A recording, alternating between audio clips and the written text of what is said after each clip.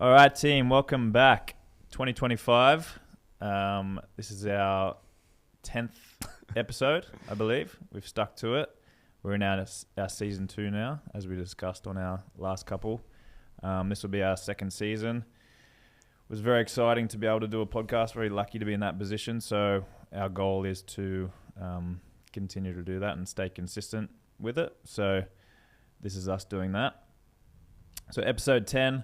Our last episodes, which we recorded at the end of last year, we touched on a little bit of our own training. So there was a fair bit of interest on that, and I just wanted to loop back towards that and maybe check back in how we're going with that, because that was around about a month ago-ish, maybe a little bit longer. Check back in to see how that's going, and then we'll go from there. So since then, mate, you've added to your goals list. Since then, you've booked a marathon. Is that correct? Yes, yeah. I booked a marathon, which makes me very nervous. And that's kind of what I wanted to do, really. I wanted to pick something which little fire under my ass to like get me training and get me going. Yeah. And I think some people would lack that little bit of drive. Like just training, but like we're always motivated to train. But there's a difference between just training regularly to then actually training for something which you're a bit scared of. So you know you have to get up and get it done. Yeah. And the marathon definitely does that for me. Why is it running? Why? I know marathons are running, but why for you is it running that is that goal? I think I loved it as a kid, and then I went away from it, just going into sort of gyms and bodybuilding and that sort of stuff. And that started training. I was always a skinny kid, so then you always try to go. You just want to try to be bigger, like I'd say, like most guys probably growing up. Yeah. So then you went away from that, and then getting back into it recently over the last few years. We've always done a bit with our training, with CrossFit and stuff, but then getting back into it is something which I was always reasonably okay at when I was younger, and then sort of just visiting that older. It's like classic. You have kids and you start running in like your late 30s. It's kind of like lots of memes about that, and that's kind of like where I've been going with it, really. And I think, one, there's a time factor to it. So if I can get up and just get out, like with the kids and stuff, it's very time efficient. 2, like being outside, doing training outside, I think is like, I know you swim and like try to get and surf a little bit. I think you just get that. You get more from just going in and training, right? Because you're out in the elements a little bit. If you try and do trail runs a couple times a week, and we're very lucky where we live that there are lots of options to get out and sort of explore a little bit. Yeah, you rather were than saying like that, treadmill running. Yeah, it's kind of like a little extra motivation rather than just being like, oh, I've got to get this run done. Oh, yeah. A little reward at the end of it with the ocean swim, and everyone else is doing it, like you were saying. There's a bit of a community around that. And I also think like combining, so like trying to listen to books I find useful. So if I run and then listen to Audible book, then I'm sort of like exercising and hitting the pages per day. And also just that thinking time as well. Like whether it's like business, like the amount of times I've come back from a run and I'm just like either message you and it's just like, oh, what about this? Or should we do this? Or, that problem. So I think thinking space. And then the other side as well, just running with mates is a really good way of... Yeah, you tend to do that a lot, huh? Yeah, like I ran with a mate this morning. Conversations get quite deep. 5:30 a.m. run. Yeah, wow. So the running volume's up. Obviously, you've got 42 Ks to prepare for. Are you sticking to your CrossFit as well? Are you able to manage a little bit of CrossFit, a little bit of strength training? Yeah, it's running 5 days a week. So I have been trying to do it, but to be honest, the volume, like week 2 last week was week 2, and I done 46K, and for me that's quite a lot of volume. Yeah. So on my rest days, I haven't really been doing much because I felt like I just needed a rest. Yeah. But once that volume in my legs starts to get a little bit more, I'll probably be able to start doing a little bit more, just like upper body and maybe a CrossFit class here and there. Yeah. But it's, I don't know, if people like ourselves who weigh 90 plus kilos, keeping injury free is, I think, like the hardest thing. Yeah. Like just going out and running, like if you run at easy pace, isn't, like for people who like training and stuff, isn't the difficult part. I think it's just keeping your body fit so then you can run the next day as well. Yeah. Do you think, obviously you have a program that you're trying to achieve, but do you think there potentially could be certain stages where you're sitting back and monitoring how you're feeling or how your interest level is, and you may change it up a little bit for different training, like maybe skipping a run session or switching it out for something else, or maybe you get a little bit bored of running and you want to keep your training interest? Well, that's gonna happen, right? Yeah, it's a 16-week program. Like it's inevitable that I'm gonna get bored of running. Yeah, I've got to try to like push through that. I think after a few weeks, like in my head, I kind of feel like these are gonna be the hardest weeks. Yeah, because my body's gonna adapt, hopefully. Yeah. And then running is going to become easier. So then once you've got to a point where you're running regularly, you can actually run for, you can do like 10, 12K at a slow pace for you. And it is easy. Yeah. Well, I'm not there yet, really. Right. I'm still it's not quite back quads, yet. calves, hip flexors kind of thing, still getting pain in. You know that feeling there? Yeah, very well. When it comes to running. You felt that, yeah. Yeah.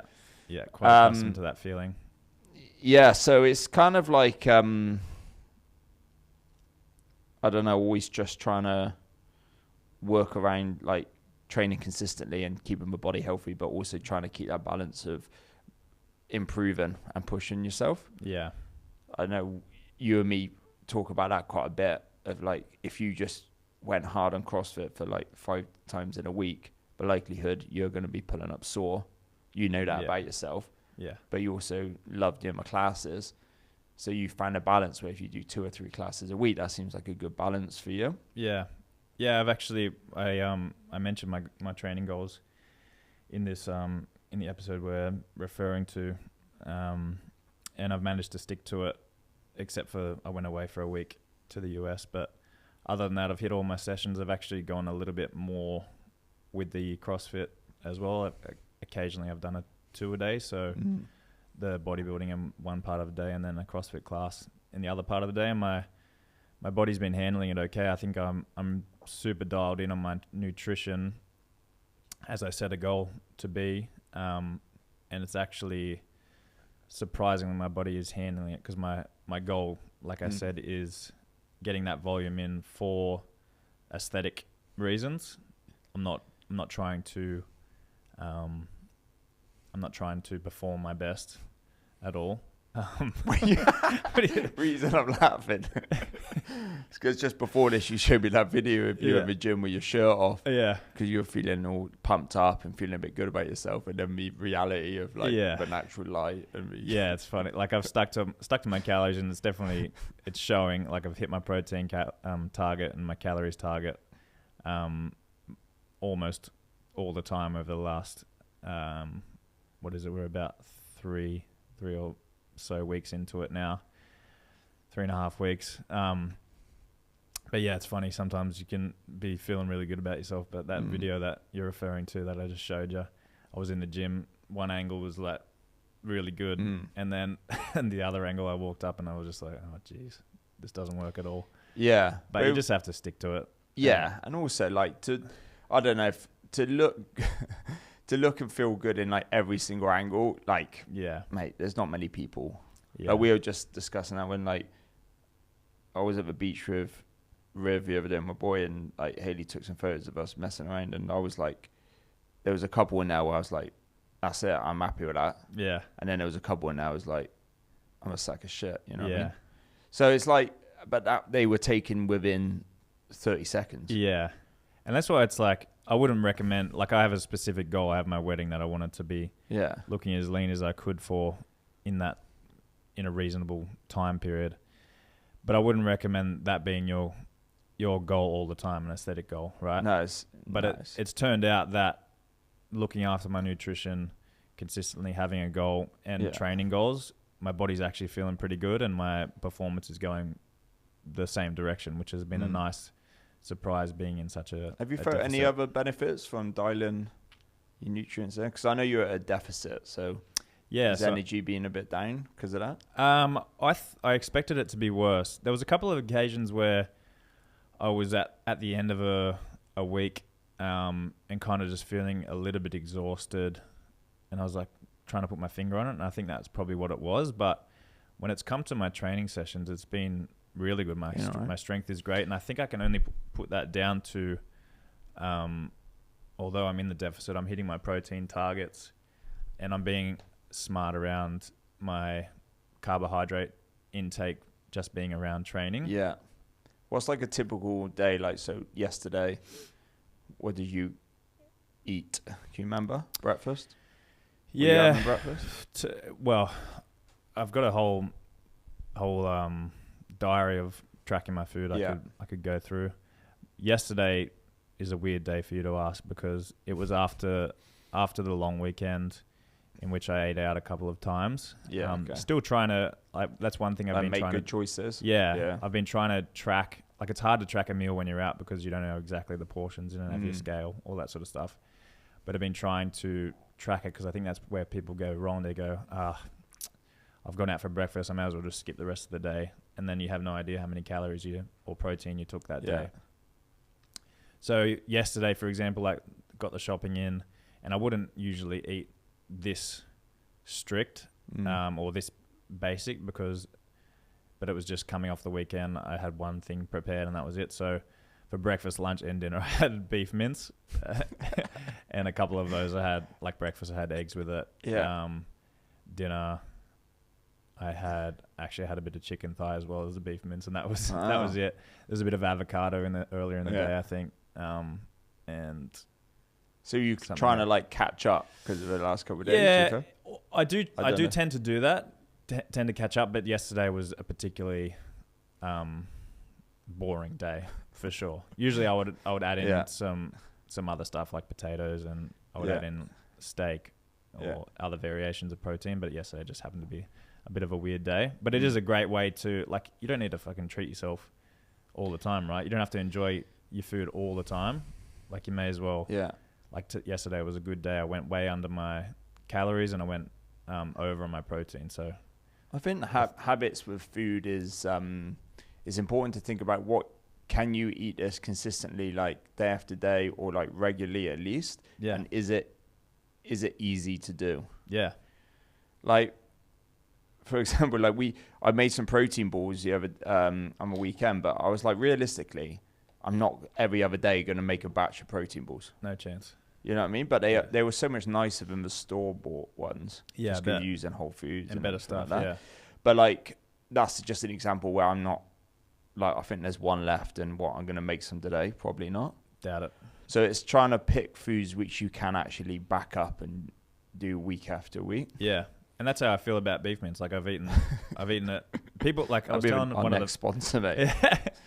Yeah, I wish. Yeah. I was telling one of the members. He was asking what I eat because I was telling him a little bit about my training and goals and stuff. And he's like, "What do I eat in a day?" Just like you asked. And he couldn't believe that I said I have beef mince for breakfast, beef mince and eggs and a bit of avo. He was like, but I was just like, I don't know how long now. Well over a year. That's kind of been my brekkie. Yeah. Right. And I might have it one other time in the day, typically. Mm. To me, it's just normal now. But I can't even remember if at the start that it felt weird. Yeah. Now to think about having anything else is kind of weird to me. So I think and that's what it does. It's a simple solution to staying in a good macronutrient range. Really simple. It's easily prepared. I think for you feel light on that, as in you feel like you got good energy and you don't feel bloated. Because I know you can be a bit sensitive with lactose, for example. Yeah, definitely. And you like to eat meat and stuff. So Yeah. so that works for you. Like for some Definitely. people, that would be like the worst breakfast Yeah. ever. Yeah. Like, but something like fruit could be a good option. Yeah, I eat a lot of fruit. Yeah, that's where I get the majority of my Yeah. carbohydrates from. I've been going a bit old school and going just Weetabix. Going back to them. Does the job. Weetabix kid, yeah. Yeah. Fucking smashing them in. I feel like with the running, I've been just going a bit more like carb heavy. Like I'm like doing the opposite to you, Yeah, with that longer duration stuff, you tend to need to, right? Yeah, You just don't want to get to that point where it's like, oh, I'm training heaps now. I'm doing heaps of hours. I'll just eat whatever, right? Because it doesn't really work like that. Has to be measured. Yeah, it has to be measured for sure. Yeah. Otherwise, you get skinny fat. Don't say that, mate. Make me nervous on that. Yeah. But yeah, that's kind of a little update on our training side of things. And for yourself, mate, we did touch on this on episode the rabbit hole. episode 8, I think it was. Yeah. We mentioned the rabbit hole, and we didn't have a lot of time to go into it. So, if you are so willing, so let's go down the rabbit hole. Yeah. So I've always found, performance enhancing drugs interesting. Yeah. Like my whole life, I've never taken anything like steroids or anything like that. With kids, I got close a few times for sure. Yeah, you were in that scene, right? Like the PT. Yeah, I was in PT a scene. gym at DW Sports in Hartcliffe in Bristol. A rough area, and got a lot of drug dealers training during the day. A lot of massive dudes who are on gear, thinking they're skinny, and I was just a 21, actually quite skinny. Yeah. Dude trying to tell people or trying to help people with their training and stuff. So I kind of felt like people looked at you and thought, oh, you don't know what you're on about when you aren't big, basically. Yeah. So I do remember a period of time, actually, I had I had a number for this guy for Dianabol, for D-ball. And I was like, that's pretty hardcore, like, route to go. And I was driving back in my car, Mini Cooper at the time. Wow. Not a big deal, mate. Black and white. Pretty big deal. And I was just there, should I? And I just decided not to. And I'm so glad I didn't go down that path, because it's not a healthy way to go for sure, obviously, and sustainable and so on. Yeah. Like, the amount of people I know where their hormones have been messed up from basically that situation. Being young, not knowing what you're doing, being pressured into it because you think it's going to, I don't know, like, sort out this insecurity I've clearly got. Yeah. And it's not going to anyway. It's probably going to actually increase the insecurities. Yeah. So luckily, I didn't go through that. And then since I've been, I'm 39 now, so turning 40 this year. And I hear people talking about age and almost using it as an excuse. And it's something which I don't want to give up on, and I want to get ahead of. Yeah. So obviously, TRT is very talked about, testosterone replacement therapy. It's very talked about subject. Yeah. And it's something like we've talked about, and it's something I would like to do. Not yet. I think probably when I hit maybe 50, I'd like to do it. Because once you start that, then that's it really. So that's something I wanna. So that's like kind of my plan in like 10 years or so. It's probably go TRT, and it would be like low doses. It's very dependent on whether you need it or not, right? As well, right? True. Yeah, and it would be low doses just to keep my testosterone like to a level where, like, I feel like people just see it as you just trying to look a certain way. And that wouldn't be the case. It would be more for sort of energy, repair, and muscle, and like just feeling like you can do everything you want to a certain level. Yeah. So then I was like, right, I don't want to do TRT. I want to do that as I get older because I don't want to commit to that. One, jabbing myself every day for the rest of my life or a couple of times a week, whatever, is not something I want to do yet. Two, there's like financial, big time, commitments to that as well. So then I started looking into what could be a possible viable option right now. And then obviously peptides have been quite popular recently as well in our sort of circles. And they are legal in Australia, not legal everywhere. And it was actually James Smith who made it a bit more, because I've obviously watched a lot of YouTube videos and stuff on it. And it wasn't James Smith, who actually lives close to me at the time in Wollongong, in Woonona. He used this company. So then I went, contacted this company, and then looked into BBC 157 and TB 500. So then I used, I actually went tablets to start with because I was a bit worried about injecting myself. Yeah. It's just an insulin needle, but didn't really do much. So then I went down the vial route, and then I used that for 9-10 weeks. Yeah. Because the reason I wanted to do it was just body feeling pretty average all the time. Yeah. And I just I didn't want to accept the reality of like, this is a way, it's just going to get worse from here. Yeah. And not saying this is like a magic cure. It's just kind of like a building block with everything else, with nutrition, with sleep, with training intensity, with work, family balance, all kind of like loading up to give you that sort of, I guess, a little help. Yeah. And you've had to, it's not just like, it's not, like you said, it's not a magic thing. You've had to earn the right almost to, like, obviously it's not. Anyone could get it. But you had to earn the right. Like, you've trained for however many decades now. You're not just going into the gym once or twice a week. You're trying to train almost like an athlete, right? Like, you take your training seriously. You want to progress yourself. This wasn't just like a Band-Aid solution. You've earned the right to actually, all right, I'm ticking off all these other areas. I'm trying to push myself. My body's not quite keeping up. So this is just the cherry on the cake sort of thing to try and help you through that a little bit. Yeah. And you're right. It wasn't like a magic, because anything which gives you that much of a benefit, there's going to be drawbacks. Obviously we know a little bit of just research we've done ourselves, so we're not obviously medical professionals at all. Yeah. But the drawbacks from peptides, there's a risk for anything you put in your body, there's always a risk. Yeah. But drawbacks from peptides from BPC 157 doesn't seem to be that many clear ones. Yeah. And you did mention the company. You had to talk to a doctor and get it consulted through it. Yeah, we can call them doctors if you want.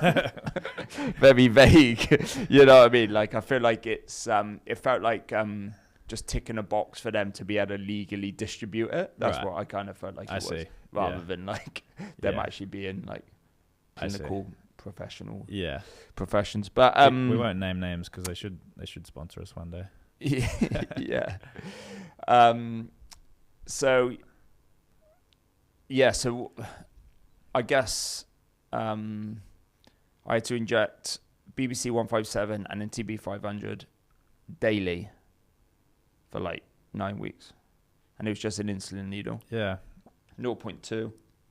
And that was in itself quite a commitment, to be honest. You won't want to do that the rest of your life. No, definitely. I wouldn't have thought so.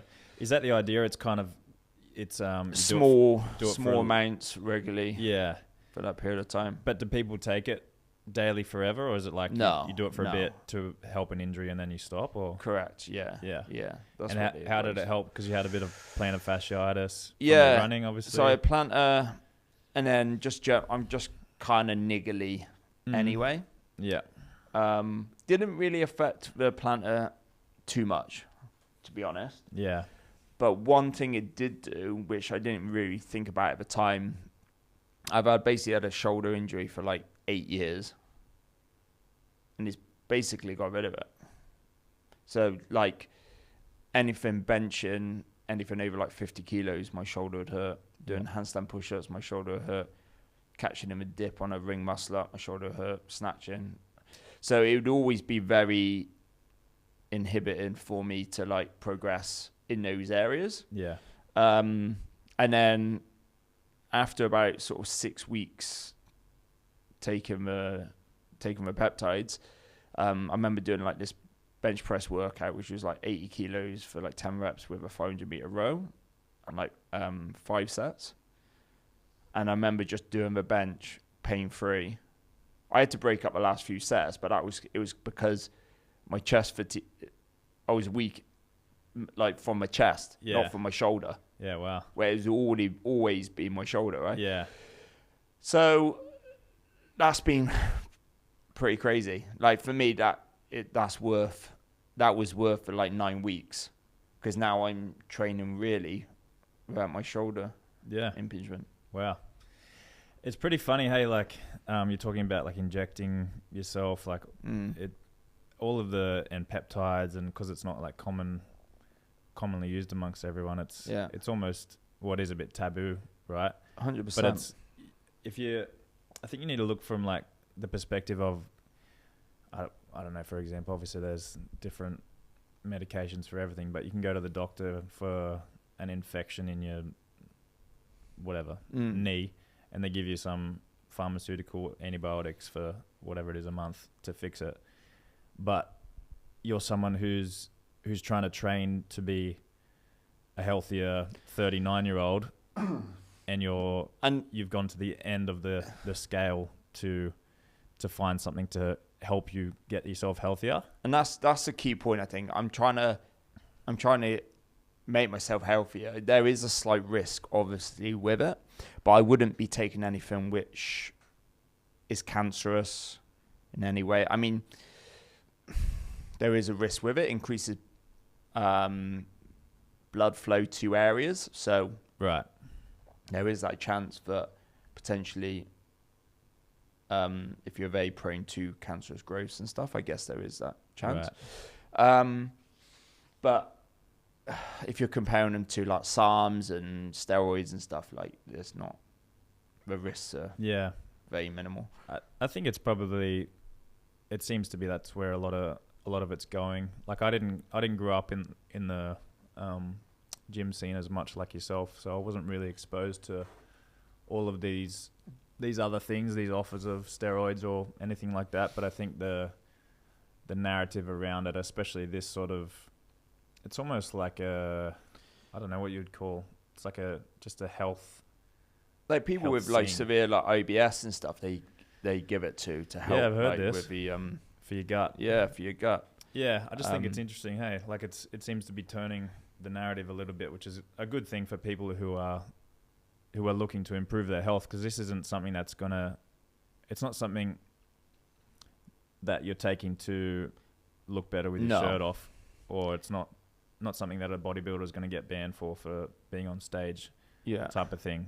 It's it's a tool to allow you to continue to train. Yeah, for sure. And I think I will sort of use them on and off now, probably for foreseeable future. Yeah, it'll be interesting to see where it goes in terms of popularity and availability and that sort of thing. We've got a few friends who use them, who've been using them, and they've all had like sort of positive effects as well. Yeah.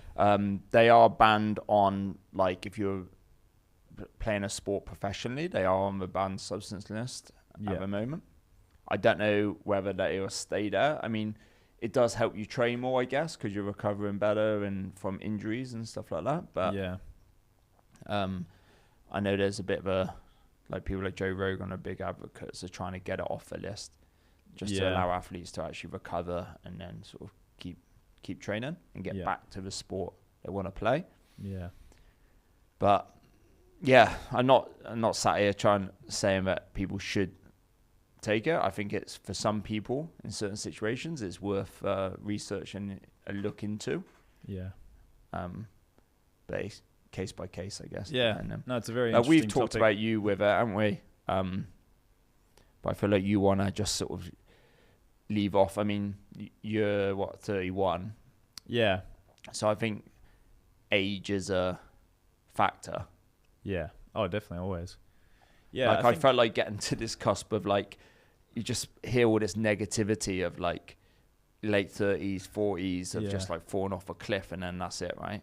Dad bod, injuries. Oh, I can't do this, can't do that. Yeah.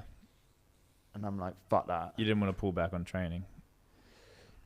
Yeah, and that's not saying that, like, I'm not even talking about like just crazy amount going crazy hard. I'm just talking about like feeling healthy and training well and enjoying my training is basically all I want. Yeah. I'm not training to look a certain way. I'm not training to achieve particularly anything.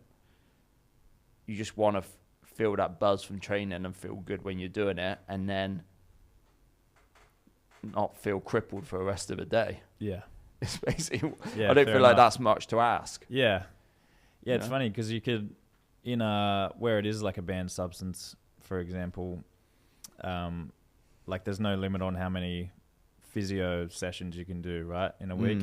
Like a professional athlete can go to the physio 7 times a week, get the little laser thing on their injuries and that sort of thing. So it's like, it's almost like where's the line get drawn in that? So obviously for yourself, it's not an option to go to the physio 7 days a week, get massage, go to the recovery center and do all these protocols. Yeah. Like maybe this is a solution for people's injuries moving And it's forward. not essential. Like I didn't need to take it. Yeah. No, it was fine. But it's that level of not wanting to just accept the fate of kind of going backwards, and then like having a look at your options, and then logically looking at the pros and cons, and then making a decision on that. Yeah. Don't get me wrong, man. I was nervous and sweating when I was about to inject into I injected into my belly to start with. I didn't like that. Yeah. So then I chose to inject into the arse, and it felt way better. Read into that how you want, mate. Yeah. It felt nicer, to be honest. Yeah.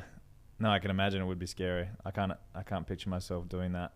But like you said, my age, it is getting on, but I don't think I'm at a point where I really need it. You just want to If I had a major injury or something, and I like something that maybe I had a surgery or something like that, I would definitely consider it a lot stronger.